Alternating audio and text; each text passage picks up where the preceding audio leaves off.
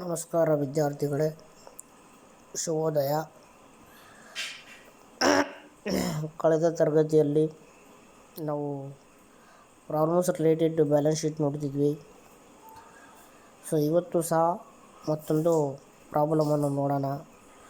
Balance related to balance sheet, problems related to balance sheet. So ಹಾಗಾದರೆ ಬನ್ನಿರಿ ವಿದ್ಯಾರ್ಥಿಗಳು, ನೋಡೋಣ ಇವತ್ತು ಯಾವ ಪ್ರಾಬ್ಲಮ್ ಐತೆ ಅಂತ. ಸೊ ಅದಾದಮೇಲೆ ಅದನ್ನು ಯಾವ ರೀತಿಯಾಗಿ ಸಾಲ್ವ್ ಮಾಡೋಣ ಅಂತಲೂ ಸಹ ನೋಡೋಣ.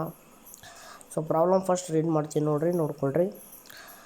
From the following ledger balances of Krishna bank limited as on 31st March 2017, prepare the final accounts in the prescribed format or form.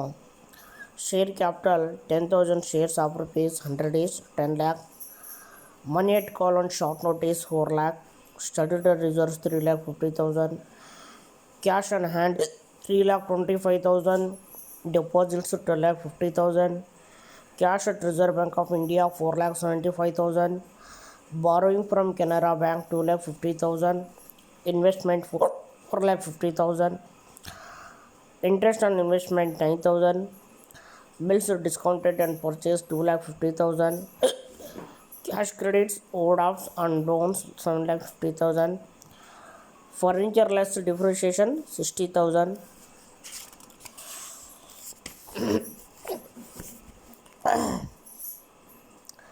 Premises less depreciation 2,90,000. ನೋಡ್ರಿ, ಪ್ರಿಮೈಸಸ್ ಲೆಸ್ ಡಿಪ್ರಿಷಿಯೇಷನ್ ಅಂತ ಕೊಟ್ಟಾನ. ಸೊ ಇನ್ನರ್ ಕಾಮ್ನಲ್ಲಿ ಅಟ್ ಕಾಸ್ಟ್ ಅಂತ ಏನು ಕೊಟ್ಟಿಲ್ಲ. ಅಡ್ಜಸ್ಟ್ಮೆಂಟ್ನಲ್ಲಿಯೂ ಸಹ depreciation value ಕೊಟ್ಟಿಲ್ಲ. ಅಂದರೆ meaning ಏನದು, ಡಿಪ್ರಿಷಿಯೇಟ್ ಮಾಡಿ ಬಂದಿರುವಂಥ ವ್ಯಾಲ್ಯೂನೇ 2,90,000. ರೆಂಟ್ ಬ್ರ್ಯಾಕೆಟ್ನಲ್ಲಿ CR ಅಂದರೆ ಕ್ರೆಡಿಟ್ ಬ್ಯಾಲೆನ್ಸ್ 30,000. ಅಂದರೆ ಮೀನಿಂಗ್ ಏನು, ರೆಂಟ್ ರಿಸೀವ್ಡ್ ಅಂತ.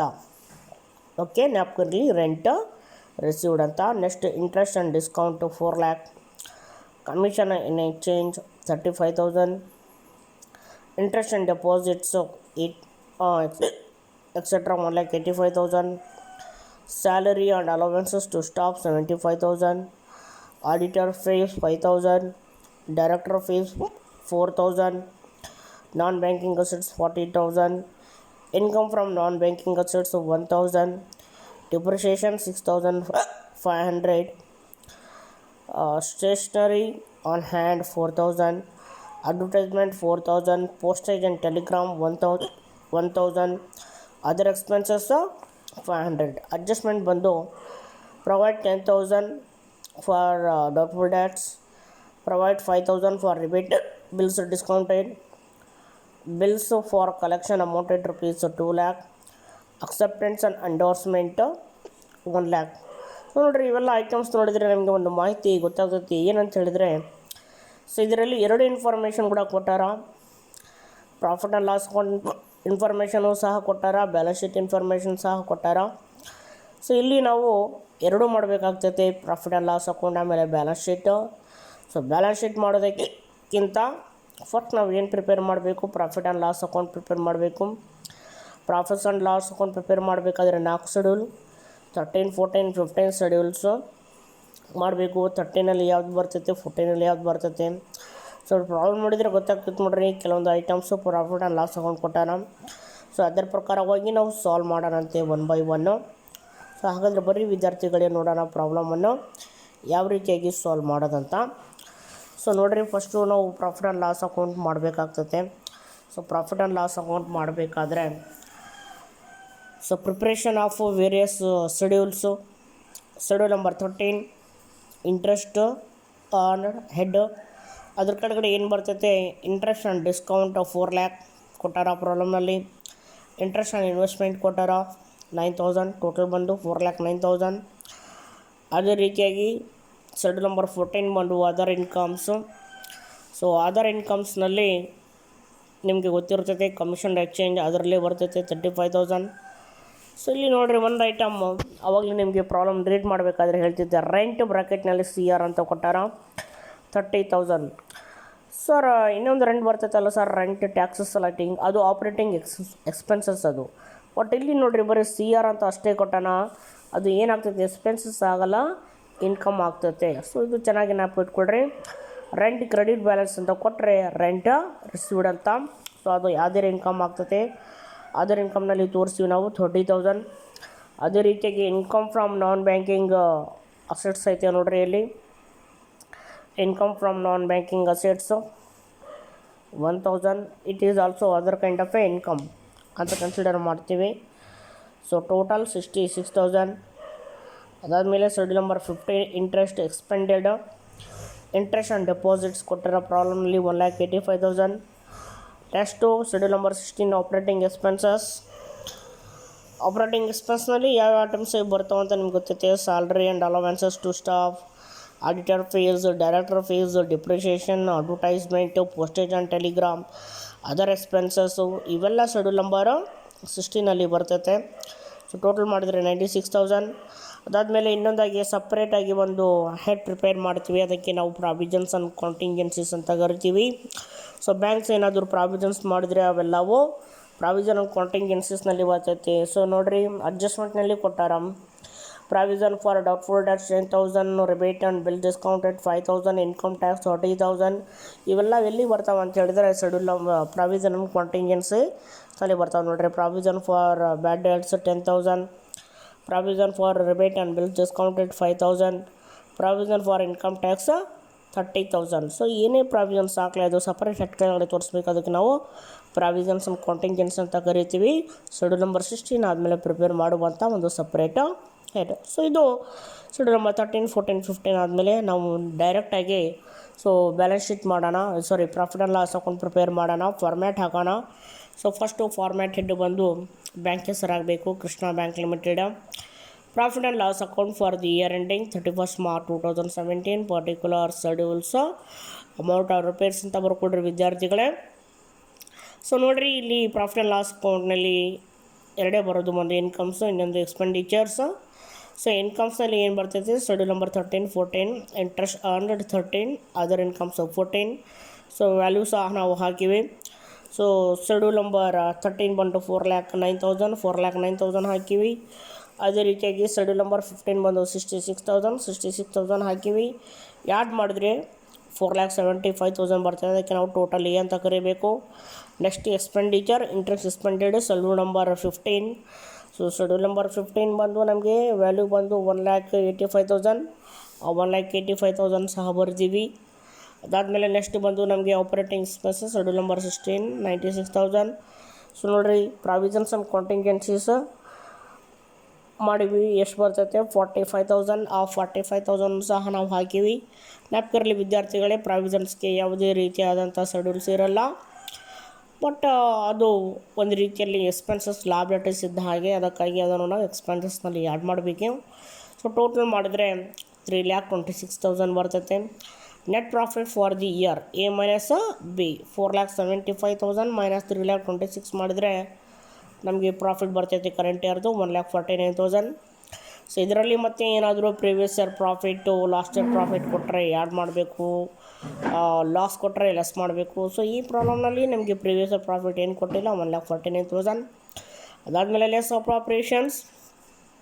ಎದಕ್ಕೆ ನಾವು ಅಪ್ರಾಪ್ರಿಯೇಷನ್ ಮಾಡಬೇಕು ಅಂತ ಹೇಳಿದ್ರೆ ಮ್ಯಾಂಡೇಟ್ರಿಯಾಗಿ ಒಂದಕ್ಕೆ ಮಾಡಬೇಕು. ಸ್ಟಾರ್ಟರ್ ರಿಸರ್ವ್ ಎಷ್ಟು 25%, 25% of current year profit transfer to starter reserve. ಹಾಗಾದರೆ ಕರೆಂಟ್ ಇಯರ್ ಪ್ರಾಫಿಟ್ ಬಂದು 1,49,000 ಇಂಟು 2500 ಮಾಡಿದ್ರೆ 37,250 ಬರ್ತೈತೆ. ಸೊ 1,49,000 ಮೈನಸ್ 37,250 ಮಾಡಿದ್ರೆ ನಮಗೆ ರಿಮೈನಿಂಗ್ ಬ್ಯಾಲೆನ್ಸ್ ಬರುತ್ತೆ, ಬ್ಯಾಲೆನ್ಸ್ ಆಫ್ ಪ್ರಾಫಿಟ್. ಸೊ ಇದು profit and loss account information ವಿದ್ಯಾರ್ಥಿಗಳೇ. ಸೊ ಅದಾದಮೇಲೆ ಇದ್ರ ಕೆಳಗಡೆ ಮತ್ತೆ ಇನ್ಫಾರ್ಮೇಷನ್ಸ್ ಕೊಟ್ಟಾರ. ಬ್ಯಾಲೆನ್ಸ್ ಶೀಟ್ ಮತ್ತು schedule number 1 to schedule number 12 work ಮಾಡಬೇಕು. ಸೊ ಹಾಗಾದರೆ ಬರ್ರಿ ವಿದ್ಯಾರ್ಥಿಗಳಿಗೆ ನೋಡೋಣ ಬ್ಯಾಲೆನ್ಸ್ ಶೀಟ್ನಲ್ಲಿ ಯಾವ ಶೆಡ್ಯೂಲ್ಸನ್ನು ಪ್ರಿಪೇರ್ ಮಾಡಬೇಕಂತೇಳಿ. ಶೆಡ್ಯೂಲ್ ನಂಬರ್ 1 ಬಂದು ಶೇರ್ ಕ್ಯಾಪಿಟಲ್. ಪ್ರಾಬ್ಲಮ್ನಲ್ಲಿ ಕೊಟ್ಟಾರ 10,000 ಶೇರ್ಸ್ ಆಫ್ ರುಪೀಸ್ 10 each ಮಾಡಿದರೆ ನಮಗೆ 10 lakh ಬರ್ತೈತೆ. So schedule number 2 reserves and surplus. So statutory reserves ಕೊಟ್ಟಾರ ಪ್ರಾಬ್ಲಮ್ನಲ್ಲಿ. ಸೊ ನೋಡ್ರಿ ಇಲ್ಲಿ ಸ್ಟ್ಯಾಟ್ಯೂಟರಿ ರಿಸರ್ವ್ಸ್ ಕೊಟ್ಟಾರ ಎಷ್ಟು 3,50,000. ಆ 3,50,000 ಬರ್ತೀವಿ. ಆದರೆ ಇಲ್ಲಿ ಮತ್ತು ಎರಡು ಅಡಿಷನ್ಸ್ ಅಂತ ಹೇಳಿದ್ರೆ ಪ್ರಾಫಿಟ್ ಆ್ಯಂಡ್ ಲಾಸ್ ಅಕೌಂಟಲ್ಲಿ ನಾವು ಏನು ಸ್ಟ್ಯಾಟ್ಯೂಟರಿ ರಿಸರ್ವ್ಗೆ ಟ್ರಾನ್ಸ್ಫರ್ ಮಾಡಿರ್ತೀವಲ್ಲ ಆ ಅಮೌಂಟು ಅಂದರೆ 37,250. 37,250 ಮಾಡಿದರೆ ನಮ್ಗೆ ಎಷ್ಟು ಬರ್ತೈತೆ 3,87,250. ಸೊ ಮತ್ತರಲ್ಲಿ ಏನು ಮಾಡಬೇಕು ವಿದ್ಯಾರ್ಥಿಗಳೇ, ಬ್ಯಾಲೆನ್ಸ್ ಆಫ್ ಪ್ರಾಫಿಟ್. ಸೊ ಈ ಒಂದು ಅಮೌಂಟ್ 1,11,750, 1,11,250 ಮಾಡಿದರೆ 4,99,000 ಬರ್ತೈತೆ. ಇದು schedule number 2 reserves and surplus. Schedule number 3 ಬಂದು ಡೆಪಾಸಿಟ್ಸ್ ಒಂದೇ ಕೊಟ್ಟಾರ ಡೈರೆಕ್ಟಾಗಿ 12,50,000 ಒಂದೇ ಐಟಮ್, ಮತ್ತು ಏನು ಕೊಟ್ಟಿಲ್ಲ. ಶೆಡ್ಯೂಲ್ ನಂಬರ್ 4 ಬಂದು ಬಾರೋವಿಂಗ್ಸು. ಸೊ ಬಾರೋವಿಂಗ್ಸ್ ಒಂದೇ ಐತೆ. ಬಾರೋವಿಂಗ್ ಫ್ರಮ್ ಕೆನರಾ ಬ್ಯಾಂಕು 2,50,000 ಐತೆ ವಿದ್ಯಾರ್ಥಿಗಳೇ.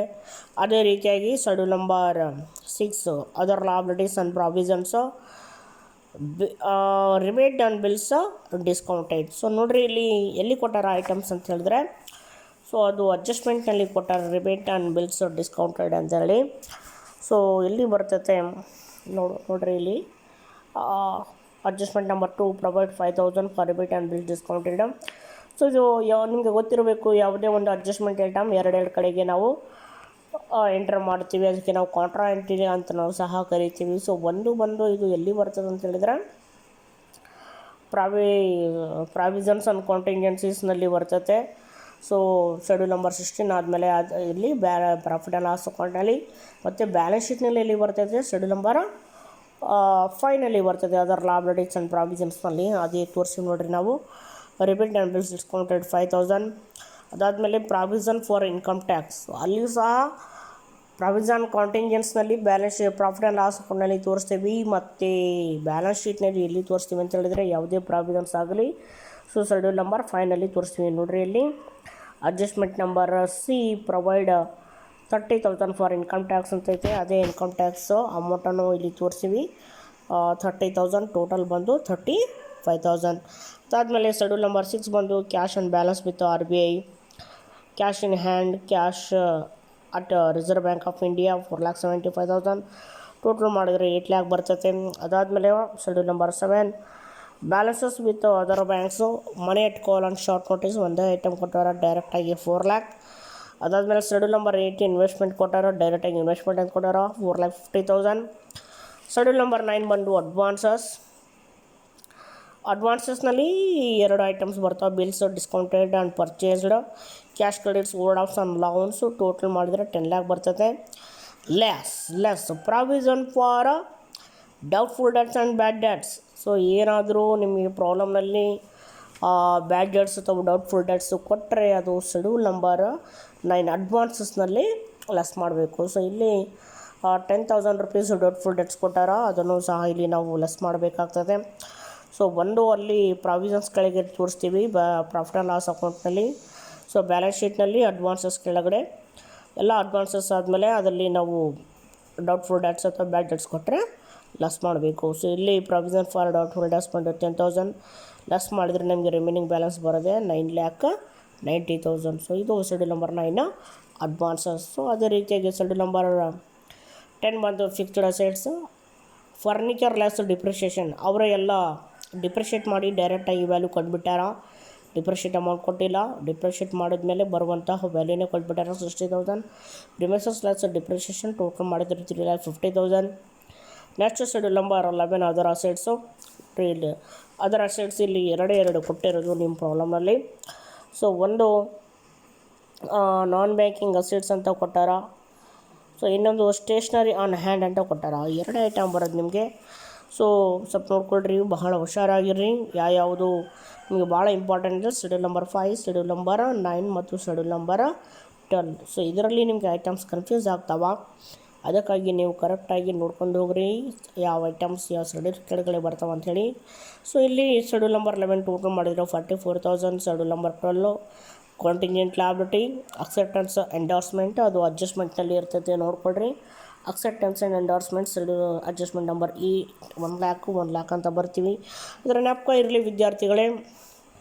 ಶೆಡ್ಯೂಲ್ ನಂಬರ್ 12 ನಾವು ಕಾಂಟಿಂಜೆಂಟ್ ಲಯಬಿಲಿಟೀಸ್ ಅಂತ ಬ್ಯಾಲೆನ್ಸ್ ಶೀಟ್ನಲ್ಲಿ ತೋರಿಸ್ಬೇಕು, ಆದರೆ ಈ ವ್ಯಾಲ್ಯೂವನ್ನು ಮೇನ್ ಬ್ಯಾಲೆನ್ಸ್ ಶೀಟ್ ವ್ಯಾಲ್ಯೂನಲ್ಲಿ ನಾವು ಆ್ಯಡ್ ಮಾಡಬಾರ್ದು, ಯಾಕಂದರೆ ಇದು ಕಾಂಟಿಂಜೆಂಟ್ ಐಟಮ್ ಆಗಿರುವುದರಿಂದ. ಸೊ ಮತ್ತೆ ಡೈರೆಕ್ಟಾಗಿ ಫಾರ್ಮ್ಯಾಟ್ ಹಾಕೋದು.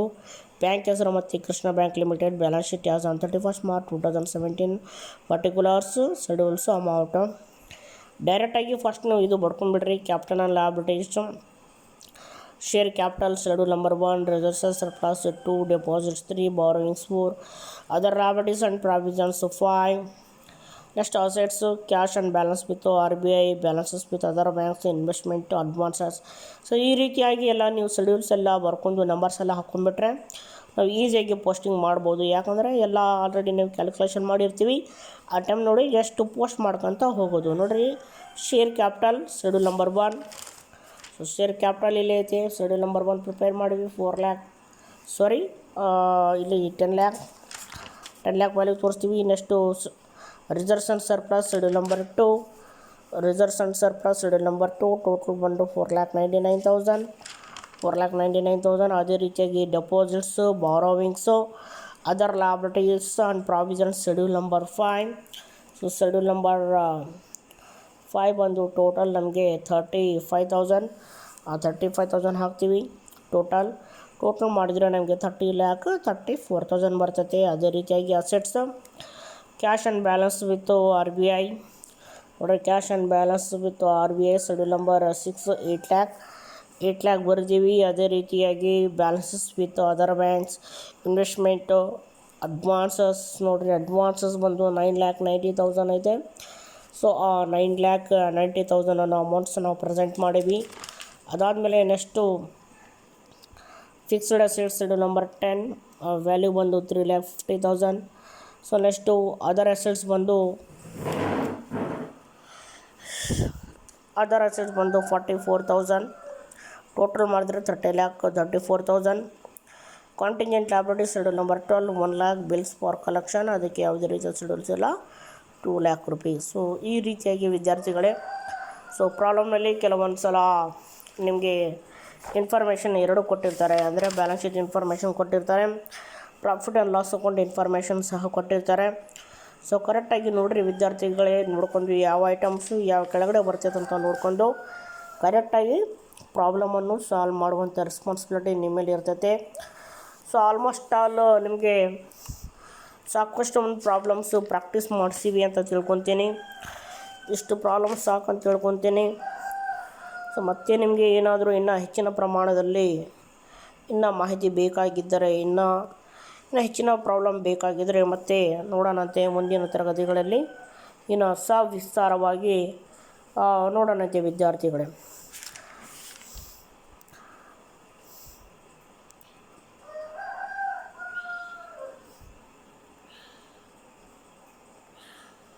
ಓಕೆ, ಧನ್ಯವಾದ, ನಮಸ್ಕಾರಗಳು.